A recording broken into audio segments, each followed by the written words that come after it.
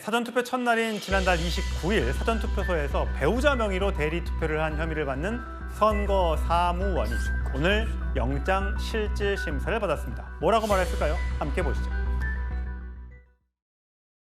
왜 대리투표하셨습니까? 죄송합니다. 남편과 공모하셨습니까? 아닙니다. 죄송합니다. 불법인 거 알고도 계획하신 건가요? 아니, 전혀 몰랐습니다. 죄송합니다. 또 혹시 계획하신 건가요?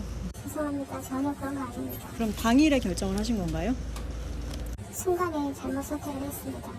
이전에 죄송합니다. 선거사무원 근무하실 때도 대리투표 하신 적이 있습니까? 전혀 아닙니다. 그럼 왜 하신 건가요? 죄송합니다. 김수희 변호사 나오셨어요.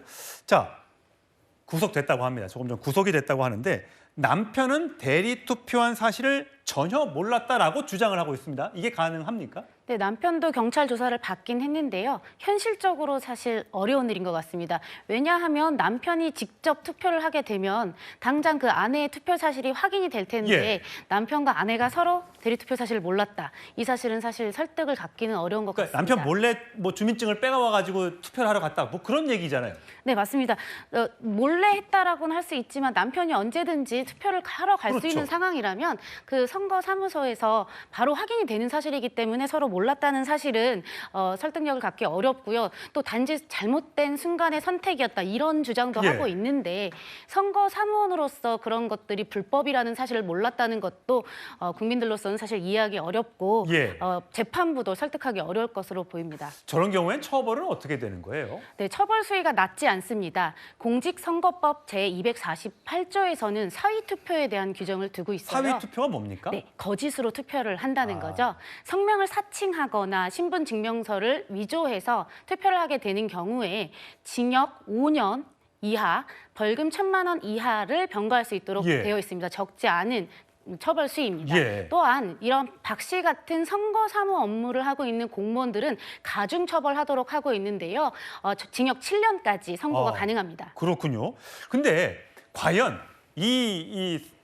저 피의자가 이번 한 번만 그랬을까? 과거에는 혹시 그러지 않았을까? 근데 이분이 과거에도 이렇게 활동을 한 적이 있었다면서요? 예, 맞습니다. 지난 22대 국회의원 선거 때에도 그 삼성 이동 사전투표소에서 사전투표 선거사무원으로 일했다고 합니다. 그래서 이번 경찰은 그때에도 이러한 사실이 없었는지 조사한다고 합니다. 근데 이게 사실 이미 남편 이름으로 투표한 거잖아요. 본인은 결국 본인 신분증으로 투표를 못했지만 남편 명의로는 투표했잖아요. 네, 누군가를 맞습니다. 찍어서 넣었을 텐데 그걸 어떻게 찾아내서 무효표로 만들 수 있는 방법은 없는 거죠.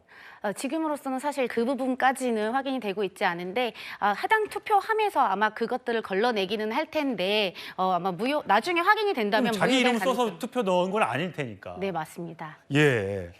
사실 이게 부실 투표 논란이 하루 이틀도 아니고 이런 일들이 여러 차례 목격이 되면서 선관위에 대한 이 신뢰도가 땅에 떨어져서 이거 사람들이 이게 투표해야 돼 말아야 돼 이렇게 고민하는 분들이 많으실 텐데 선관위원장 사과를 했고 반드시 꼭 투표를 해 주셨으면 좋겠습니다.